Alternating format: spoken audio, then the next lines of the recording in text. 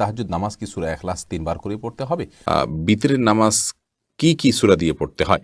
স্বপ্নে সহবাস করতে দেখলে গুনাহ হবে কিনা, একা নামাজে একামত দেওয়া জরুরি কিনা, রুকু করার সময় কাপড় টাকনুর উপরে উঠে গেলে নামাজ হবে কি, নামাজের নিয়ত কিভাবে করব, নামাজে তেলাওয়াতে ভুল হলে কি সেজদা দিতে হবে, মাগরিবের সময় ঘুমিয়ে বা শুয়ে থাকা বা খাওয়ার বিধান সম্পর্কে জানতে চাই, খাটের উপর দাঁড়িয়ে নামাজ পড়া যাবে কিনা, নামাজে সানা পড়তে ভুলে গেলে নামাজ হবে কিনা, নবজাতকের বমি কাপড়ে লাগলে নামাজ হবে কিনা, অতীতের গুনাহ কিভাবে পানা চাইব, মৃত ব্যক্তির উদ্দেশ্যে মসজিদে মিষ্টি দিলে কি কোনো সওয়াব হবে, কোন কাজ করলে পরিবারে অশান্তি দূর হবে ও আর্থিক সচ্ছলতা ফিরবে, কোরআন মজিদ কি শুয়ে শুয়ে পড়া যাবে, অজুর সময় ঘন দাড়ির ভেতর পানি কিভাবে পৌঁছাতে হবে, মৃত মানুষ ভুল করে থাকলে আমরা তাকে মাফ করে দেই, কিন্তু আমরা ভুল করে থাকলে মৃত মানুষ কিভাবে মাফ করবে, ব্যাংকে ডিপিএস করা কি হালাল হবে, প্রচণ্ড শীতে ফরজ গোসল প্রয়োজন পড়লে কি কোনো ছাড় রয়েছে, যে ঘরে সূরা বাকারা পড়া হয় সে ঘরে জিন শয়তান প্রবেশ করতে পারে না, এটা কি সঠিক, মৃত মানুষকে দাফন করার পর কবরের ওপর নারিকেল পাতা রাখা হয়,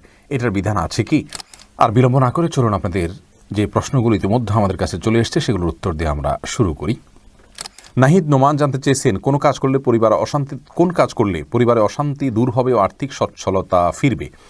ভাই নাহিদ, এর জন্য আপনাকে আমি পরামর্শ দেব দুটি কাজ সবচেয়ে গুরুত্বের সাথে করার, এক হলো দুরূদ শরীফ আর একটা হলো ইস্তেগফার। এই দুটি জিনিস আপনি বেশি বেশি করে পাঠ করবেন। রাসূল আকরাম সাল্লাল্লাহু আলাইহি ওয়াসাল্লাম হাদিস থেকে বোঝা যায় দুরূদ এটা বেশি বেশি করে পাঠ করলে মানুষের বিপদ আপদ দূর হয়, পেরেশানি থেকে আল্লাহ তাআলা মুক্তি নসিব করেন। ইস্তেগফার ক্ষেত্রে আল্লাহ তাআলা বলেছেন সূরা নূহের মধ্যে ফাকুলতু আস্তাগফিরু রাব্বাকুম ইন্নাহু কানা গাফফারা ইউরসিলিস সামা আলাইকুম মিদরারা ওয়া ইউমদিদুকুম বিআমওয়ালিন ওয়া বানিন ওয়া ইয়াজআল লাকুম জান্নাতিন ওয়া ইয়াজআল লাকুম আনহারা। আয়াতগুলোর আলোকে অনেক মুফাসসিরিন ইকরাম, অনেক উলামা ইকরাম বলেছেন যে ইস্তেগফার বেশি বেশি করলে আল্লাহ তাআলা রিজিক বৃদ্ধি করেন এবং মানুষের রিজিকের অনটন দূর করেন। অতএব এই দুটি আপনি নিয়মিত করবেন, সেই সাথে আপনি খুব সিরিয়াসনেসের সাথে হালাল উপার্জনের জন্য চেষ্টা করে যাবেন, আল্লাহ তাআলা আপনার সমস্যাকে দূর করে দিন। এরপরে মাসুদ হোসেন জানতে চেয়েছেন প্রতিবন্ধী সন্তান হলে লোক বলে আল্লাহ তার বিনিময়ে তোমাকে ভালো কিছু দান করবেন, এ কথাটা কতটুকু সত্য? ভাই মাসুদ হাসান, এ কথাটা পরিপূর্ণ সত্য। কারণ ইন্না আজামাল জাজা মিন আজমিল বালা, মানুষের জন্য যত বেশি পরীক্ষা আসে বড় আকারে, তার বিনিময়ে সেরকম বড় আকারে আসে। সন্দেহাতীতভাবে কোনো বিকলাঙ্গ সন্তান যদি জন্ম হয়, কোনো প্রতিবন্ধী সন্তান যদি জন্ম হয়, মা বাবার অনেক পেরেশানির কারণ হয়, অনেক কষ্টের কারণ হয়। আল্লাহ তাআলার এই ফয়সালা তিনি মেনে নিয়েছেন, এই বিপদে তিনি ধৈর্য ধারণ করেছেন, এর জন্য তিনি অবশ্যই আল্লাহ তাআলার কাছে বিনিময় পাবেন। কারণ আল্লাহ তাআলা কোরআনে বলেছেন ইন্নামা ইউওয়াফাস সাবিরুনা আজরাহুম বিগাইরি হিসাব, যারা ধৈর্যশীল তাদের বিনিময় আল্লাহ তাআলা বিনা হিসাবে দিবেন। অতএব যারা তাদের এই ধরনের সন্তানের কারণে, সন্তান বিকলাঙ্গ হওয়ার কারণে বা অটিস্টিক হওয়ার কারণে তারা কষ্ট করছেন, স্ট্রাগল করছেন, ধৈর্য ধারণ করছেন, আল্লাহ ফয়সালাকে মেনে নিচ্ছেন, সন্দেহাতীতভাবে তার জন্য আল্লাহর কাছে তারা অফুরন্ত সওয়াব লাভ করবেন। মাহফুজ আহমেদ মুন্না জানতে চেয়েছেন মৃত মানুষকে দাফন করার পর কবরের ওপর নারিকেল পাতা রাখা হয়, এটার বিধান আছে কি?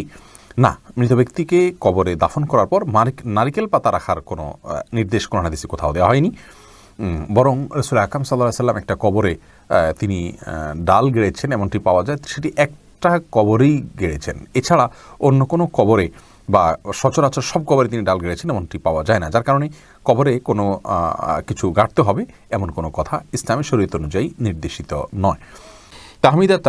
তাহমি আপনি জানতে চেয়েছেন কেউ মারা গেলে তার থেকে কি মাপ চাওয়ার কোনো পথ আছে বা মাপ নেওয়ার কোনো বিধান আছে? বোন তাহমিদা, কেউ যদি মারা যায় তার থেকে মাপ চাওয়ার কোনো পথ আর খোলা থাকে না।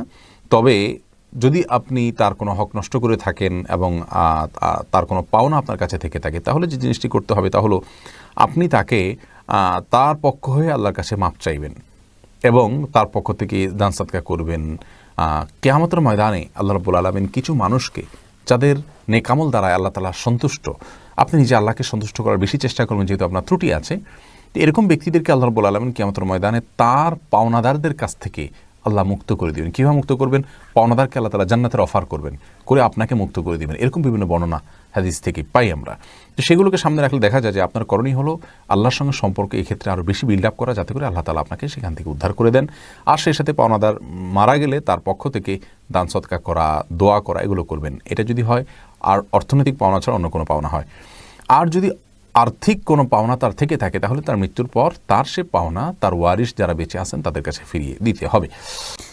এরপর এমডি জায়েদ, আপনি ইউটিউব চ্যানেলে প্রশ্ন করেছেন রাতে ঘুমানোর আগে তায়াম্মুম করলে কি ওযুর সুন্নত পালন হবে? রাতে ঘুমানোর আগে যদি কেউ তায়াম্মুম করেন সেক্ষেত্রে ওযু করতে তিনি অপারগ অথবা ওযু তার জন্য কষ্টকর, সেই ভিত্তিতে তিনি তায়াম্মুম করেন তাহলে ইনশাআল্লাহ ওযুর যে কাজ পবিত্রতা অর্জনের কাজ সেটি আদায় হবে এবং সেই সওয়াব তিনি পাবেন ইনশাআল্লাহ। মোহাম্মদ ইফরাত, আপনি এটি থেকে জানতে চাইছেন চোখে সুরমা লাগানো কি সুন্নাত, আর সুরমা লাগানোর পর যদি ওযু করি সুরমার কালার থেকে যায় এতে কি ওযু হবে? আপনার শেষ প্রশ্ন উত্তর আগে দিই। সুরমার কালার যদি চোখে থেকে যায় ওযু করার পরেও তাহলে তাতে ওযু হয়ে যাবে, কোনো অসুবিধা নেই। আর চুরমা লাগানো সুন্নাত, জি সুরমা লাগানো সুন্নাত। সুরমা যেন অরিজিনাল হয়, স্বাস্থ্যসম্মত হয়, ক্ষতির কারণ না হয় সেদিকটা খেয়াল করা উচিত। তবে সুরমা লাগানো সুন্নাত। রাসূল আকরাম সাল্লাল্লাহু আলাইহি ওয়াসাল্লামের হাদিসে সুরমা লাগানোর কথা স্পষ্টভাবে বর্ণিত হয়েছে। এরপরে মুজাহিদুল ইসলাম শওকাত, আপনি জানতে চেয়েছেন যে ঘরে সূরা বাকারা পড়া হয় সে ঘরে জিন শয়তান প্রবেশ করতে পারে না, এটা কি সঠিক? যদি সঠিক হয় তবে সূরা বাকারা কতটুকু পড়তে হবে? ভাই মুজাহিদুল ইসলাম, এটা সঠিক এবং এ সম্পর্কে রাসূল আকরাম সাল্লাল্লাহু আলাইহি ওয়াসাল্লামের স্পষ্ট হাদিস রয়েছে। সূরা বাকারা যদি তেলাওয়াত করা হয় কোনো বাসাতে সেখানে জিন শয়তান প্রবেশ করে না, এক্ষেত্রে কতটুকু তেলাওয়াত করবেন? এর উত্তর হলো যে আপনি তেলাওয়াত করতে থাকবেন শুরু থেকে শেষ পর্যন্ত, কোনো লিমিটেশন নাই যে এত আয়াত পড়বেন, যত বেশি পড়বেন বারবার পড়তে থাকবেন। নিজে পড়তে না পারলে তেলাওয়াত রেকর্ডকৃত তেলাওয়াত চালু করে রাখবেন, যদি অনেক উলামা একরাম সেটিকে যথেষ্ট নয় বলেছেন, কিন্তু আমরা দেখেছি রেকর্ডকৃত তেলাওয়াত চালু করে রাখলেও বাসা বাড়িতে জিনের উপদ্রব কমে যায়, মানুষ অনেকটা সুরক্ষিত হয়ে যায় আলহামদুলিল্লাহ। এরপরে আব্দুল্লাহ মাহমুদ জানতে চেয়েছেন ইউটিউব চ্যানেলে নামাজে তেলাওয়াতে ভুল হলে কি সেজদা দিতে হবে? দেখুন, নামাতে যদি তেলাওয়াতে ভুল হয় তাহলে সেজদা দেওয়ার ব্যাপার নাই। আপনার ভুলটা হয় অর্থ বিকৃত হওয়ার পর্যায়ের ভুল হবে না, তাহলে তো কোনো অসুবিধাই নেই। আর যদি অর্থ বিকৃত হওয়ার মতো ভুল হয় সেই ক্ষেত্রে আপনি 3 আয়াত বা যতটুকু না পড়লে নয় এতটুকু পড়ে ফেলেছেন, তারপরে যদি ভুল হয় তাহলে ইনশাআল্লাহ সেখানে আপনার সালাত হয়ে যাবে। কোনো কোনো ক্ষেত্রে অর্থ বিকৃত হওয়ার মতো ভুল যদি হয় তাহলে সেক্ষেত্রে আপনার সালাত হবেই না, সিজদা সাহুতে এটি কুলাবে না। এরপরে রাশিদুল ইসলাম শান্ত জানতে চেয়েছেন প্রচণ্ড শীতে ফরজ গোসল প্রয়োজন পড়লে কি কোনো ছাড় রয়েছে? ভাই শান্ত, প্রচণ্ড শীতে ফরজ গোসল এর ক্ষেত্রে আপনি ঠান্ডা পানিতে গোসল করা কষ্টকর হলে আপনার জন্য ছাড় রয়েছে। সেই ক্ষেত্রে যদি ঠান্ডা পানি ব্যবহার করলে আপনার অঙ্গহানি হতে পারে, প্রচণ্ড রকমের রোগ দেখা দিতে পারে, জীবন নাশের ভয় হয় আপনার, অথচ গরম করার পানি গরম করার কোনো ওয়ে না থাকে, এরকম যদি হয় তাহলে আপনি তায়াম্মুম করতে পারেন। এরকম কোনো সিচুয়েশনে যদি পড়েন, এরকম কোনো জায়গায় যদি থাকেন। কিন্তু সচরাচর আমাদের দেশে যে পরিমাণ শীত পড়ে, কিছু যে এলাকাতে পঞ্চগড় ইত্যাদিতে অনেক বেশি শীত পড়ে, সেখানে এরকম কোনো সিচুয়েশন থাকতে পারে। কিন্তু নর্মালি অন্যান্য এলাকাগুলোতে ঢাকার আশেপাশে বা অন্যান্য জেলাগুলোতে যে পরিমাণ শীত পড়ে তাতে পানি ব্যবহার করলে অঙ্গহানি হয়ে যাবে বা জীবন হুমকির মধ্যে পড়বে, এরকম পরিস্থিতিতে পড়ার সম্ভাবনা খুবই ক্ষীণ। সে জায়গা থেকে এটি আমাদের জন্য করা জায়েজ হবে না, অর্থাৎ তায়াম্মুম করে নামাজ আদায় করা জায়েজ হবে না, গোসলই করতে হবে। আর গরম পানির ব্যবস্থা কম বেশ প্রায় বেশিরভাগ জায়গায় আজকাল থাকে, একটু কষ্ট হয়, হয়তো একটু বিব্রতকর পরিস্থিতিতে পড়তে হয়, অন্যরা জেনে যাবে, তাতে কি, আমার তো আল্লাহ তাআলার ফরজ নির্দেশ পালন করতে হবে, যার কারণে এটি আপনার অবহেলা করা যাবে না। নুসরাত জাহান ইমু, আপনি জানতে চেয়েছেন মৃত ব্যক্তির সামনে আগরবাতি জ্বালানো যাবে কিনা। দেখুন, আগরবাতি মূলত জ্বালানোর নির্দেশ হলো সুঘ্রাণের জন্য, অতএব মৃত ব্যক্তিকে রেখেছেন, তার দেহ থেকে কোনো দুর্গন্ধ আসতে পারে, সেই জায়গা থেকে আপনি সুঘ্রাণ যুক্ত কোনো কিছু ব্যবহার করতেই পারেন, আগরবাতি জ্বালাতেই পারেন। এছাড়া মসজিদে আগরবাতি জ্বালানোর কথা মুরাদুল্লাহ তাআলা বলেছেন, ইমানদারের বাসা বাড়িতে আগরবাতি অথবা ধূপের আপনার ধোঁয়া এটা প্রজ্বলন করা হবে সুঘ্রাণের জন্য, এটি ভালো, এটি খারাপ কোনো কাজ নয়, তবে মৃত ব্যক্তির জন্য করতেই হবে এমন কোনো বিষয় নয়। মোশাররফ হোসেন জানতে চেয়েছেন নামাজে সানা পড়তে ভুলে গেলে নামাজ হবে কি না। হ্যাঁ ভাই, নামাজ হয়ে যাবে, কারণ সানা পড়া এটা নামাজের জন্য ফরজ বা ওয়াজিব নয়, ফরজ বা ওয়াজিব নয়, এমন কোনো কিছু ছুটে গেলে নামাজ হয়ে যাবে, কোনো অসুবিধা নেই। এরপরে ইস্তাব্রো বাণী এই আইডি থেকে আপনি জানতে চেয়েছেন খাটের উপর দাঁড়িয়ে নামাজ পড়া যাবে কি না। যাবে, কোনো অসুবিধা নেই, আপনি খাট হোক আর ভূমি হোক ফ্লোর হোক যে কোনো জায়গায় দাঁড়িয়ে সালাত আদায় করতে পারবেন। আপনি স্বাভাবিকভাবে যদি সালাত আদায় করতে অসুবিধা না হয় তাহলে সেক্ষেত্রে কোনো অসুবিধা নেই। হ্যাঁ, কোনো খাটের উপরে দেখা যায় যে ম্যাট্রেস বা ফোম থাকার কারণে অনেক দূর ডেবে যায়, যার কারণে রুকু সিজদায় তিনি ব্যালেন্স রাখতে পারেন না এবং সুন্দরভাবে সালাত আদায় করতে পারেন না, সিজদা সঠিকভাবে করতে পারেন না, এরকম যদি হয় তাহলে সেক্ষেত্রে তার জন্য খাটে দাঁড়িয়ে সালাত আদায় করা উচিত হবে না, এটা কমপক্ষে মাকরু হবে, অপছন্দনীয় হবে, তবে সালাত হয়ে যাবে। যেহেতু সালাত স্বাভাবিকভাবে করতে তার অসুবিধা হয়, শরীরে ব্যালেন্স ঠিক রাখতে পারে না, রুকু সিজদা যথাযথভাবে করতে অসুবিধা হয় এবং মনোযোগও ব্যাঘাত সৃষ্টি হয়, যার কারণে এরকম জায়গায় সালাত আদায় করা উচিত নয়। আর যদি এতটা নরম না হয় তাহলে সেক্ষেত্রে সাধারণ খাটে বা চকিতে সালাত আদায় করতে কোনো অসুবিধা নেই। আয়শা আহমেদ, আপনি ইউটিউব চ্যানেলে প্রশ্ন করেছেন, বিয়ের ক্ষেত্রে ছেলে বা মেয়ের ছবি দেখা যাবে কি না। দেখুন, ছেলে বা মেয়ের ছবি দেখা যাবে বিয়ের ক্ষেত্রে শর্ত সাপেক্ষে, আর সে শর্ত হলো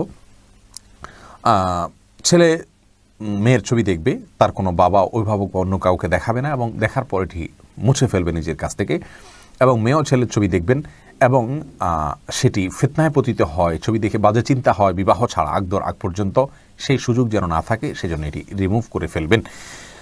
এই শর্ত সাপেক্ষে এটি দেখা জায়েজ রয়েছে সম্পূর্ণ বিয়ের নিয়ত যখন পাকাপাকি হয়ে যাবে তখন।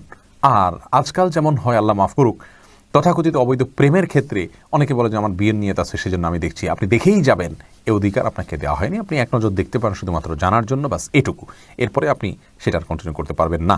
শাহাদাত হোসেন সবুজ, আপনি জানতে চেয়েছেন স্ত্রীকে গর্ভবতী অবস্থায় সহবাস করা যাবে কিনা। জি, স্ত্রী গর্ভবতী থাকলে সে অবস্থায় সহবাস করাতে কোনো নিষেধাজ্ঞা নেই। সন্তা ইসলাম জানতে চেয়েছেন, যে ব্যক্তি আল্লাহর 99 নাম মুখস্থ রাখবে সে জান্নাতে যাবে, এই কথাটি কতটুকু সত্য।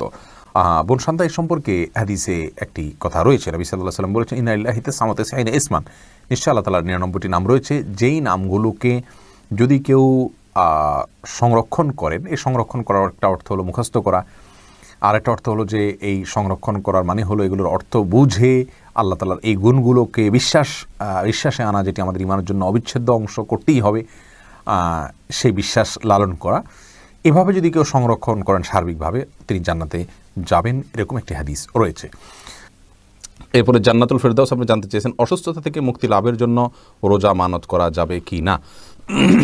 দেখুন, অসুস্থতা থেকে মুক্তি লাভের জন্য অবশ্যই আপনি রোজা মানত করতে পারেন, যে কোনো কাজের জন্যই মানত করা যেতে পারে। তবে হ্যাঁ, মানত এটা খুব বেশি প্রশংসনীয় কাজ নয়, বরং একজন মুসলিম হিসাবে আমাদের যে জিনিসটি করা উচিত তা হলো, আমি অসুস্থ আছি, আল্লাহ রাব্বুল আলামিনের রহমত প্রাপ্তির আশায় একটু আমল করলাম, একটু নফল রোজা এমনিতে রাখলাম, তাহলে সেটা হবে আমাদের জন্য ভালো এবং উত্তম কাজ।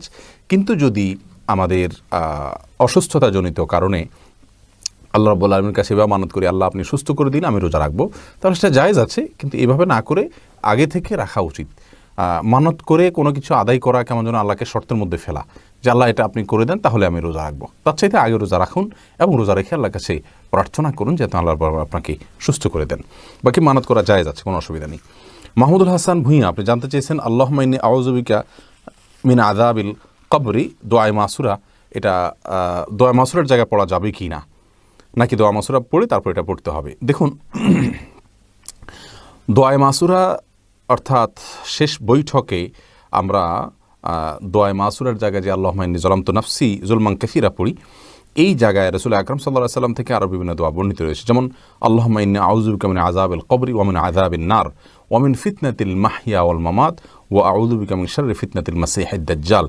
এই দোয়া আমরা পড়তে পারি, এটিও হাদিসে রয়েছে। আপনি চাইলে আল্লাহুম্মা ইন্নী যালামতু নাফসি যুলমান কাসীরা ওটার সাথে এটা পড়তে পারেন, আর চাইলে এটা শুধুমাত্র এটা পড়তে পারেন আল্লাহুম্মা ইন্নী যালামতুর পরিবর্তে, সেটিও জায়েজ রয়েছে। রাসূল করিম সাল্লাল্লাহু আলাইহি ওয়াসাল্লাম বলেছেন, তাশাহুদের পরে, দুরুদের পরে যেন শেষ বৈঠকে আমরা আল্লাহর কাছে যে কোনো দোয়া করি, সুম্মা লিয়াতাখাইয়ার মিনাদ দুআ মা শা, এরপরে যে কোনো দোয়া সে চায় আল্লাহর কাছে যেন সে দোয়াকে নির্বাচন করে, সে দোয়া যেন পড়ে, এটা রাসূল আকরাম সাল্লাল্লাহু আলাইহি ওয়াসাল্লাম বলেছেন। যার কারণে, এবং বুখারীতে হাদিসটি বর্ণিত হয়েছে, মুসলিমে বর্ণিত হয়েছে, যার কারণে শেষ বৈঠকে আমরা আল্লাহর কাছে যে কোনো দোয়া করতে পারি। আশরাফুজ্জামান সিয়াম, আপনি জানতে চেয়েছেন, মৃত মানুষ ভুল করে থাকলে আমরা তাকে মাফ করে দেই, কিন্তু আমরা ভুল করে থাকলে মৃত মানুষ কিভাবে মাফ করবে।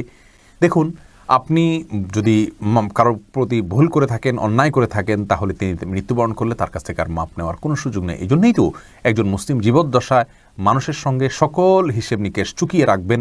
কারোর প্রতি অবিচার করলে, অন্যায় করলে, কারোর হক নষ্ট করলে তার কাছ থেকে ক্ষমা চেয়ে সেটাকে পরিষ্কার করে রাখবেন। এটি একজন মুমিনের জন্য করা উচিত, দেরি করা উচিত নয়। কারণ আমার অধিকার যার কাছে আছে, তিনি যদি, যার অধিকার আমি নষ্ট করেছি, তিনি যদি মৃত্যুবরণ করেন, তাহলে সেক্ষেত্রে কিয়ামতের দিন কেউ কাউকে ছাড়বে না। মৃত্যুর পরে আর তাকে সন্তুষ্ট করা কঠিন। তবে হ্যাঁ, এরকম পরিস্থিতিতে আল্লাহ তাআলাকে যদি খুব বেশি সন্তুষ্ট করতে পারেন, আল্লাহ তাআলা কোনো কোনো হাদিস থেকে বোঝা যায় যে ওই ব্যক্তির পক্ষ থেকে তার যে পাওনাদার তাকে সন্তুষ্ট করে দিবেন কোনো পুরস্কার দিয়ে, এবং এই ব্যক্তিকে মাপ পাইয়ে দিবেন। অতএব বিকল্প হলো বেশি বেশি তওবা করা, তার পক্ষ থেকে দান সদকা করা, তার জন্য দোয়া করা, মৃত ব্যক্তির জন্য যার কাছে আমার অধিকার রয়েছে, যার অধিকার আমি নষ্ট করেছি, এবং সেই সাথে আল্লাহ তাআলাকে খুব বেশি সন্তুষ্ট করার চেষ্টা করে যাওয়া। এমনি নাসিমউদ্দিন আপনি জানতে চেয়েছেন অজুর সময় ঘন দাড়ির ভেতর পানি কিভাবে পৌঁছাতে হবে। দেখুন, পানি এভাবে কোষ করে ধরে আপনি যেভাবে ভিজিয়ে রাখেন তাহলে সেক্ষেত্রে যত ঘন দাঁড়িয়ে হোক না কেন গোড়ায় চলে যাবে। সাইফুল ইসলাম জানতে চেয়েছেন নামাজের প্রথম রাকাতে আউযুবিল্লাহ বিসমিল্লাহ সহ সূরা পাঠ করে প্রথম রাকাত শেষ করলাম, দ্বিতীয় রাকাত কি পুনরায় আউযুবিল্লাহ পাঠ করতে হবে না বিসমিল্লাহ পাঠ করলেই হবে? দেখুন, সূরায়ে ফাতিহা যেহেতু আপনি নতুন করে শুরু করছেন এই জন্য আপনি আউযুবিল্লাহ পাঠ করবেন এবং এরপরে বিসমিল্লাহ পাঠ করবেন, কারণ ফাইদা ক্রাআতাল কুরআন ফাস্তাইয বিল্লাহি মিনাশ শাইতানির রাজিম, আল্লাহ তাআলা বলেছেন কোরআন যখন পাঠ করবে তখন তুমি আল্লাহ তাআলার কাছে আশ্রয় চাইবে শয়তান থেকে। এই জন্য প্রথম রাকাতে আপনি সূরা ফাতিহা পাঠ করেছেন, এরপরে আপনি রুকু করেছেন, সিজদা করেছেন, তাসবিহ পাঠ করেছেন, অনেকগুলো কাজ করেছেন, আবার নতুন করে আপনি তেলাওয়াত শুরু করছেন, যার কারণে আপনি এখানে আউযুবিল্লাহ দুইটা পাঠ করবেন। এরপরে ফারিয়া ইসলাম জানতে চেয়েছেন কোরআন মজিদ কি শুয়ে শুয়ে পড়া যাবে? হ্যাঁ বোন ফারিয়া, কোরআন মজিদ শুয়ে শুয়ে পড়া যাবে, কোরআন মজিদ শুয়ে পড়া যাবে না এমন কোনো কথা কোরআন হাদিসের কোথাও বলা হয়নি, বরং সাধারণ অবস্থায় কোরআন মজিদ পড়া যাবে। তবে কোরআন মজিদের প্রতি কোরআন মজিদকে বুকের মধ্যে ধরে অসম্মানজনকভাবে শুয়ে শুয়ে পড়া উচিত না। আপনি মুখস্থ থেকে পড়তে পারেন, আর সাধারণ অবস্থায় বসে বসে সুস্থ অবস্থায় আপনার কোরআন মজিদ পড়ার চেষ্টা করা উচিত। আপনি মনসুর আল্লাহ জানতেছেন অতীতের গুনাহ কিভাবে পানা চাইব? ভাই মনসুর, আপনি অতীতের গুনাহের জন্য আল্লাহর কাছে লজ্জিত হয়ে অনুতপ্ত হয়ে ক্ষমা চাইবেন, চোখের পানি ফেলে সম্ভব হলে বা কানার ভান করে হলে আল্লাহর কাছে মাপ চাইবেন, আর ভবিষ্যতে করবেন না বলে প্রতিজ্ঞাবদ্ধ হবেন। ইনশাআল্লাহ এর মাধ্যমে আল্লাহ তাআলা আপনাকে গুনাহ থেকে মুক্ত করবেন। মহিমা মাহি আপনি জানতে চেয়েছেন নবজাতকের বমি কাপড়ে লাগলে নামাজ হবে কিনা? দেখুন, বমি নাপাক, সেটা নবজাতক হোক অথবা প্রাপ্তবয়স্ক কেউ হোক, সবার বমি নাপাক, যার কারণে এটি লাগলে নাপাক হয়ে যাবে। এমনি মামুন হোসেন জানতে চেয়েছেন মৃত ব্যক্তির উদ্দেশ্যে মসজিদে মিষ্টি দিলে কি কোনো সওয়াব হবে? দেখুন, মৃত ব্যক্তির পক্ষ থেকে আপনি গরিব দুঃখীকে খাবার দিতে পারেন, কোনো অসুবিধা নেই। দিনক্ষণ ঠিক না করে এমনিতে গরিব দুঃখীকে খাবার দিলেন। মসজিদে বিশেষভাবে খাবার দিতে এমন কোনো কথা নেই। গরিব দুঃখীকে খাবারটা আপনি বাইরেও দিতে পারেন, তাদের বাসা পৌঁছে দিতে পারেন।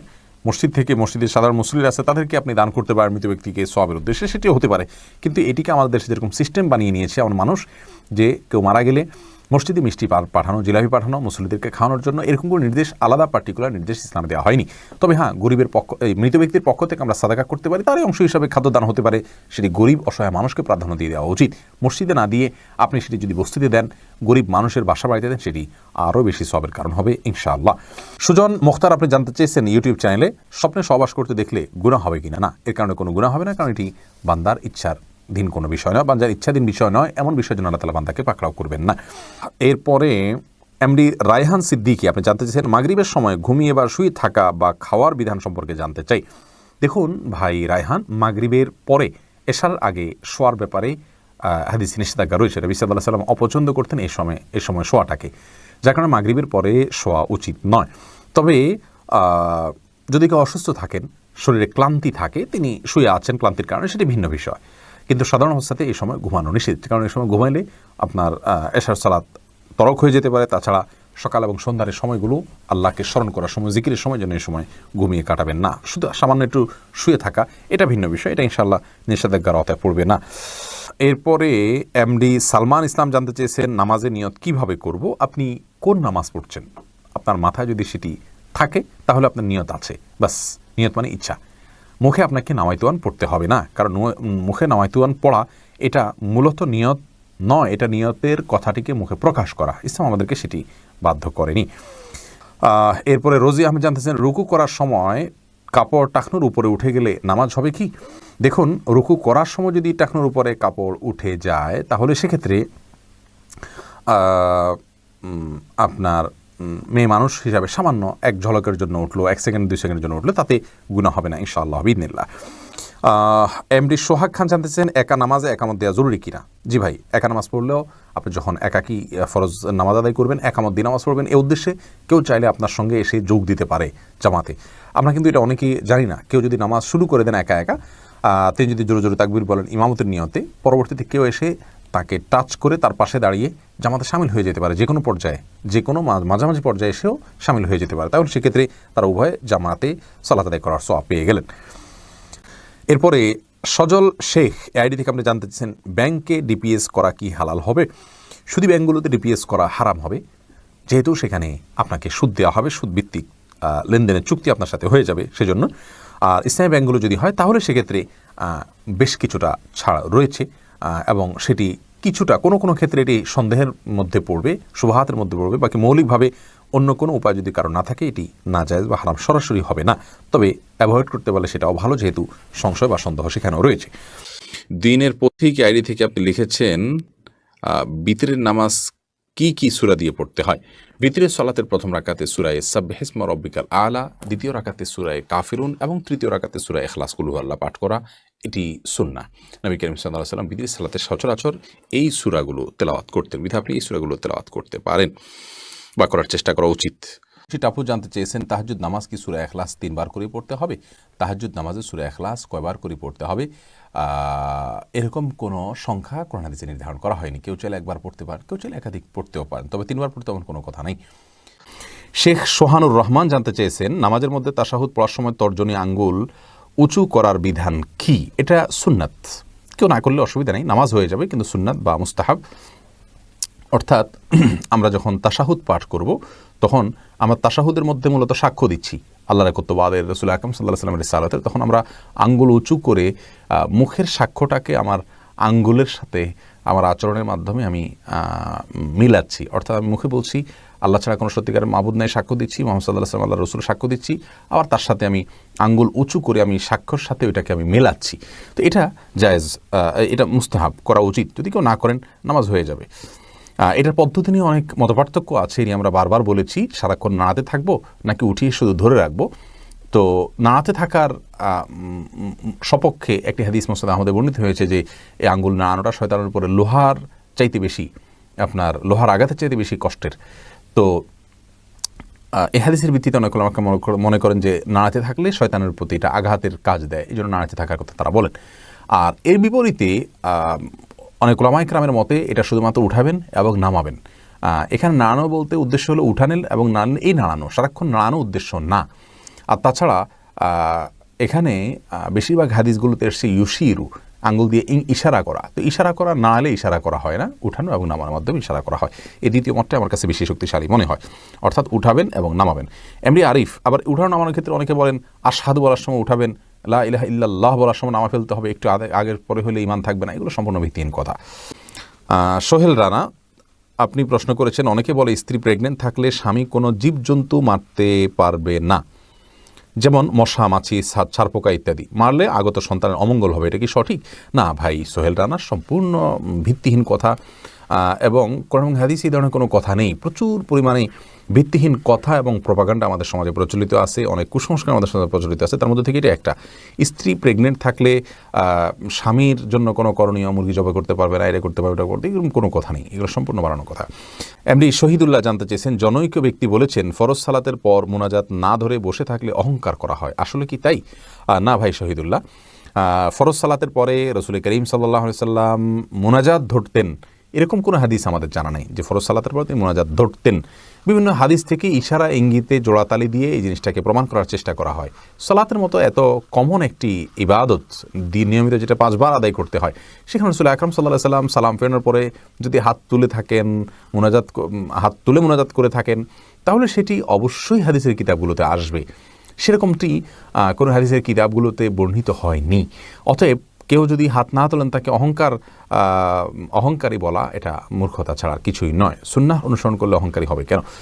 এরপরে আরাফাত বাপ্পি আপনি জানতে চেয়েছেন বাড়ির পুকুরে মানুষ নানান ধরনের নাপাক জিনিস ফেলে থাকে, সেখানে অজু করার বিধান কি? ভাই আরাফাত, বাড়ির পুকুরে যদি নাপাক জিনিস ফেলা হয়, পুকুর যদি অনেক বড় হয়, তাহলে সেক্ষেত্রে যেই জায়গাটাতে নাপাক আছে তার আশেপাশের পানিগুলো নাপাক ধরা হবে, কিন্তু অপর প্রান্তের পানিগুলো পাক ধরা হবে। অনেক পানিতে যদি নাপাক পড়ে তাহলে সেক্ষেত্রে এই বিধান প্রযোজ্য হয়।